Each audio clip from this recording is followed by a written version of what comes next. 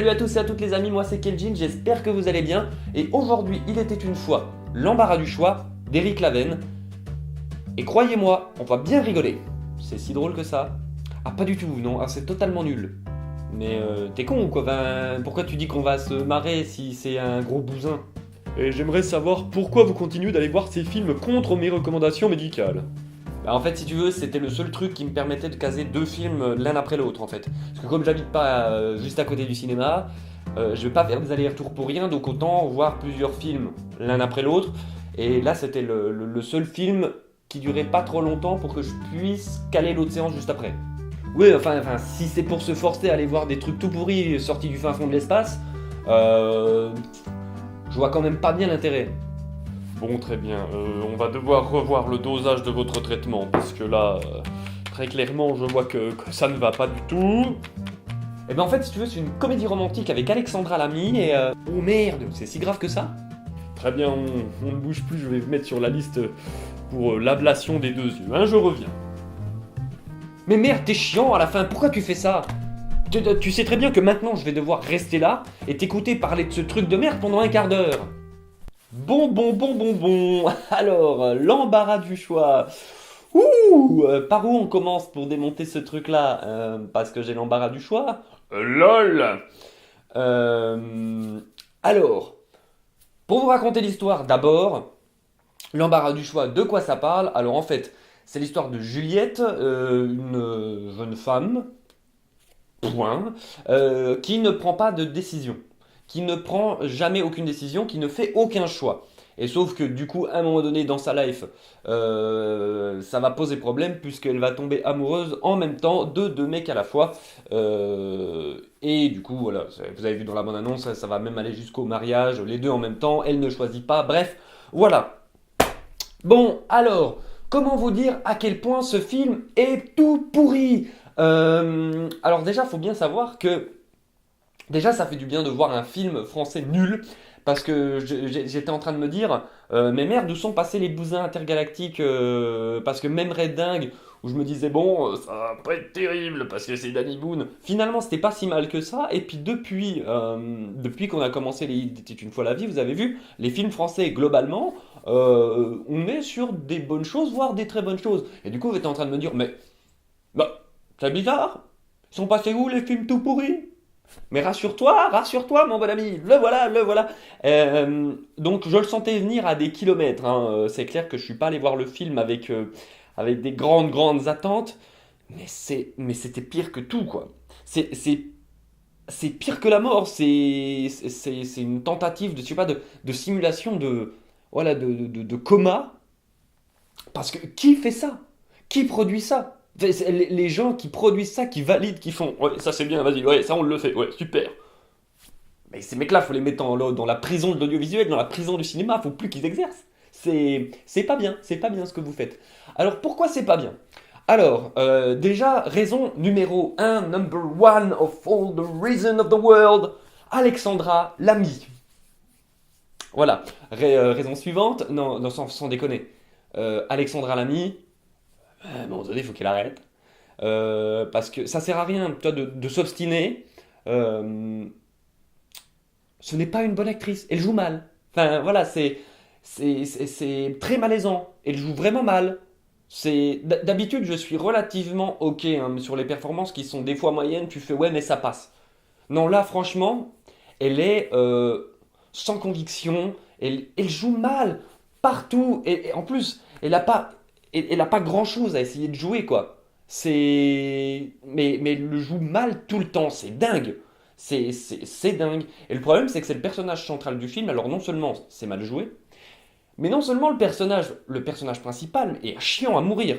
C'est-à-dire que dans toutes les phases du récit où n'intervient que ce personnage-là, que le personnage de Juliette, c'est chiant à en crever, très franchement, hein. C'est censé être une comédie romantique, etc. Mais c'est chiant à mourir. C'est vraiment chiant. Euh, donc autour d'elle gravite tout un tas de personnages secondaires. Je passerai sur les deux amoureux qui eux aussi sont des personnages relativement vides. Surtout le personnage de l'écossais, de l'anglais là, qui est pas très intéressant. À la limite, il y a le personnage d'Étienne, donc l'autre fiancé, qui lui est un peu plus intéressant parce qu'il a une relation avec le père de Juliette, qui est joué par Lionel Astier. Où là c'est un peu plus intéressant, mais parce qu'il y a Lionel Astier en fait. Mais sinon ces personnages-là sont un petit peu limite anecdotiques. Donc voilà, il y a tout un tas de personnages secondaires qui servent beaucoup à rien, qui gravitent autour.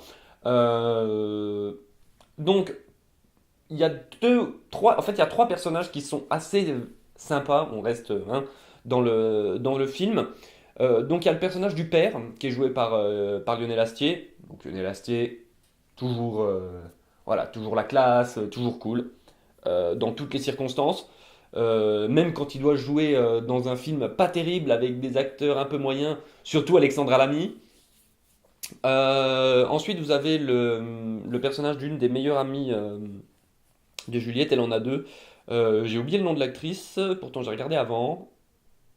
J'ai oublié, c'est pas Anne-Marie Vin, c'est l'autre.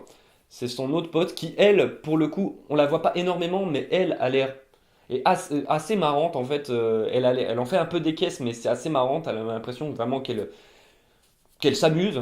Donc ce personnage-là est marrant, mais on la voit pas beaucoup. Et sinon, vous avez le personnage en fait, le mari du personnage d'Anne-Marie Vin, qui est joué par Jérôme Commandeur. Lui, il me fait rire tout le temps, parce qu'il a une tête comme ça, moi, il me fait rire, et c'est la façon dont ce mec est drôle. Ce mec est drôle, il me fait rire. Donc, du coup, mais c'est pareil, c'est des personnages qu'on voit pas énormément.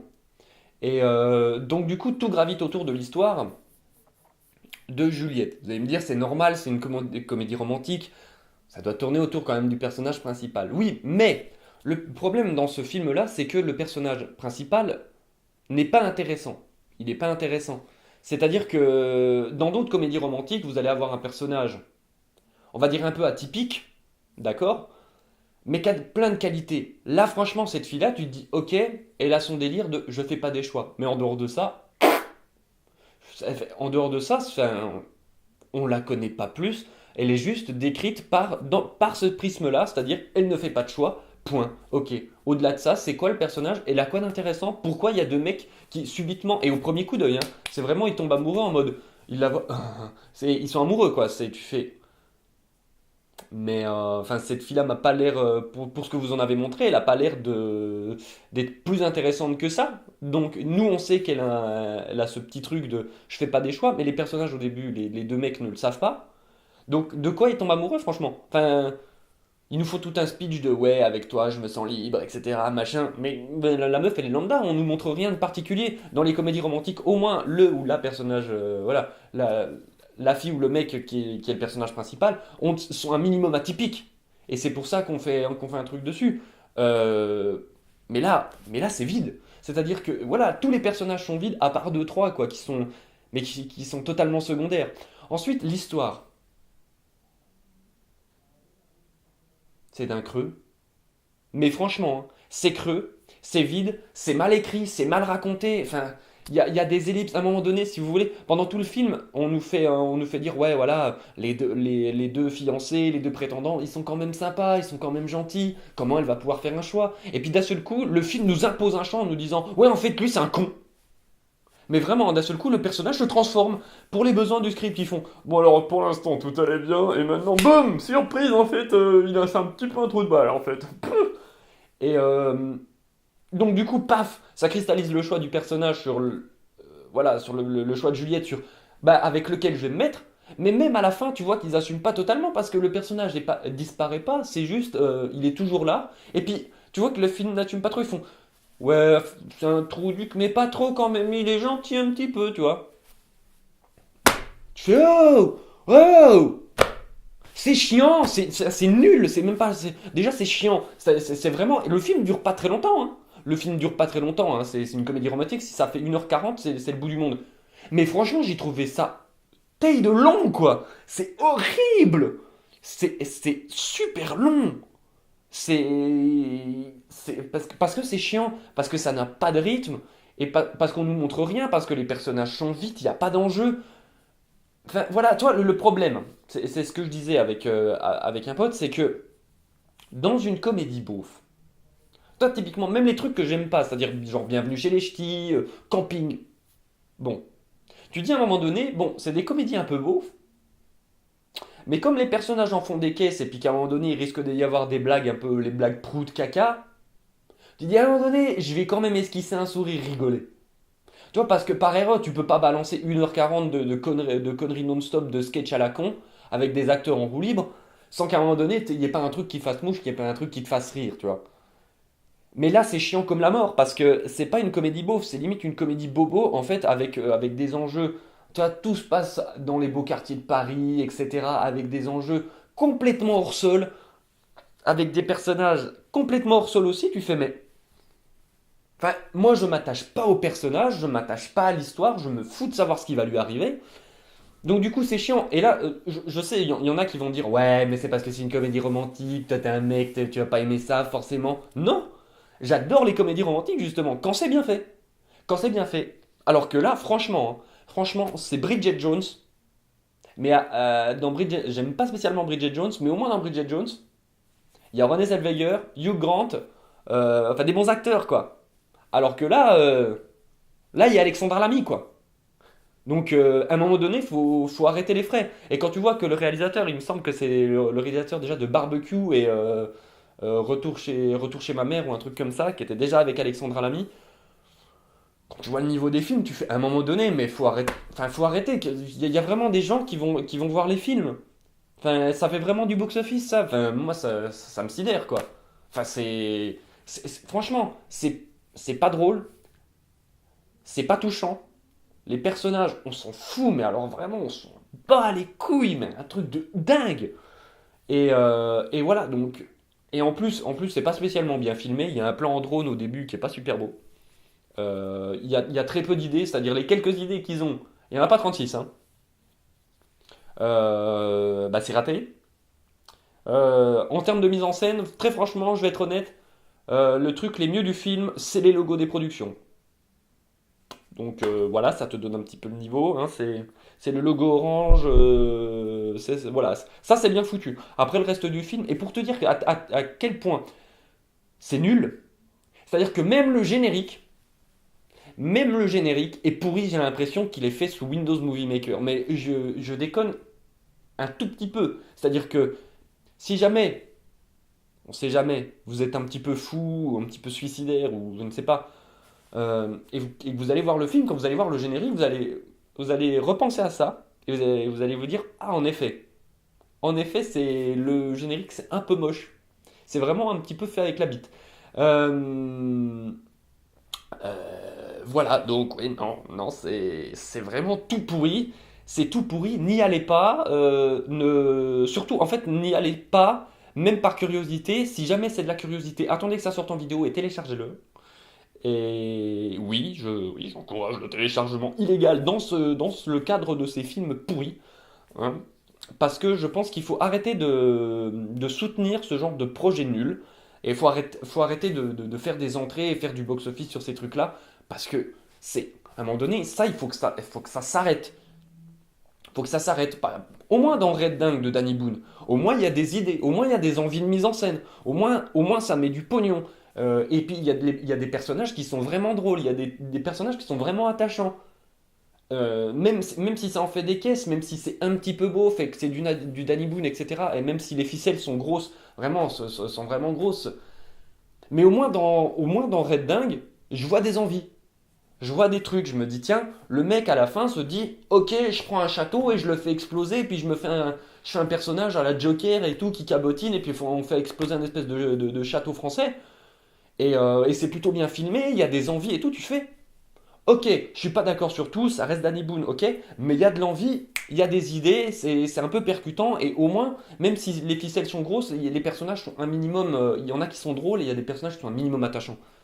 Là, c'est vide, là, c'est le niveau zéro de ce qu'on peut produire en France, et ça, c'est vraiment le genre de production française qui me casse les couilles. Bon, bah niveau note, je pense que ça va pas voler bien haut. Mais enfin, comment ça, c'est pas un motif médical viable? Mais enfin, si, très certainement, mais enfin, mais mon petit vieux, il regarde des comédies romantiques pourries avec Alexandra Lamy, et après, il me force à l'écouter en dire du mal. Un vrai sadique, je vous dis. Ah bah non, bah la note, ça va être 2 sur 10. J'ai mis 2 sur 10. Alors les points, je les ai. Alors, il y a un point pour l'actrice dont j'ai oublié le nom. En fait, il y a des points pour les seconds rôles. Il y a 0,5 pour Lionel Astier, parce qu'il faut donner des points à Lionel Astier, c'est cool. Mais on ne le voit pas beaucoup.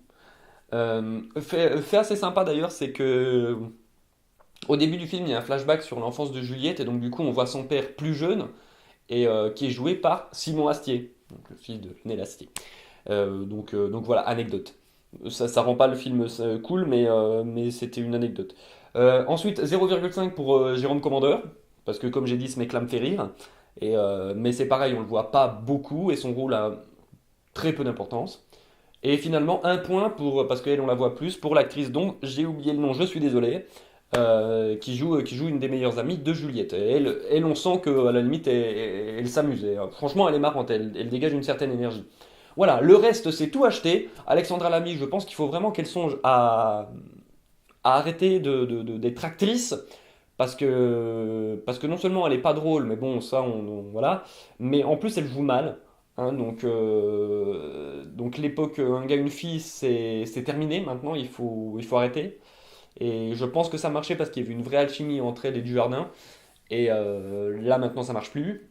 Donc du coup faut vraiment songer à ne, en tout cas ne plus la prendre pour jouer dans des films. Euh, et ouais, tout le reste est vide quoi. Et non seulement c'est vide et c'est chiant quoi. Donc c'est vraiment un gros problème quoi. C'est pas touchant alors que c'est une comédie romantique. C'est pas drôle. Le rythme est tout bancal. Le niveau de la mise en scène, c'est vraiment le niveau zéro. Donc franchement, si vous voulez voir des vraies comédies romantiques, mais retournez aux bases. D'ailleurs, j'en profite, puisqu'on parle de comédie romantique, pour vous recommander par contre très chaudement la série Love, qui est sortie sur Netflix il n'y a pas longtemps. Enfin, c'est la saison 2 qui vient de sortir, mais si jamais vous connaissez pas, du coup, vous aurez deux saisons à regarder. Ça par contre, ça c'est une vraie, super bonne comédie romantique, ça je vous le recommande vraiment.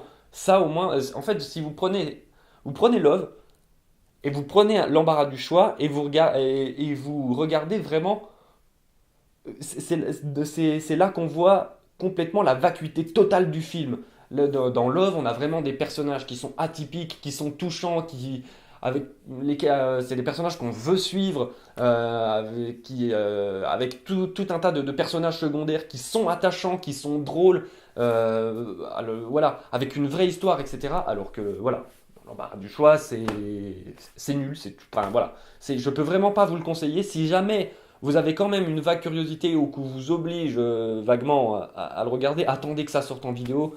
Mais s'il vous plaît, n'allez pas au cinéma voir ça. Il faut qu'on arrête de donner des sous, de donner des justifications à ces productions-là qui sont juste horribles et pitié, il faut qu'on arrête de voir ça, quoi. Et voilà, il était une fois la vie, c'est terminé pour aujourd'hui. Donc, comme d'habitude, hein, si vous avez aimé la vidéo, n'hésitez pas à mettre un petit pouce bleu, c'est toujours sympa, partager la vidéo, et puis à laisser des commentaires hein, pour qu'on puisse discuter. Vous pouvez rejoindre la page Facebook de Séance vers le futur, vous abonner à la chaîne si ce n'est pas encore fait, et me suivre sur Sens Critique, évidemment, si ça vous tente. Et puis normalement, par là, vous allez pouvoir retrouver toutes les autres vidéos de la chaîne que je vous encourage à voir et à revoir, n'est-ce pas? Voilà, donc sur ce, je vous dis bonne journée, à bientôt, portez-vous bien, et voilà.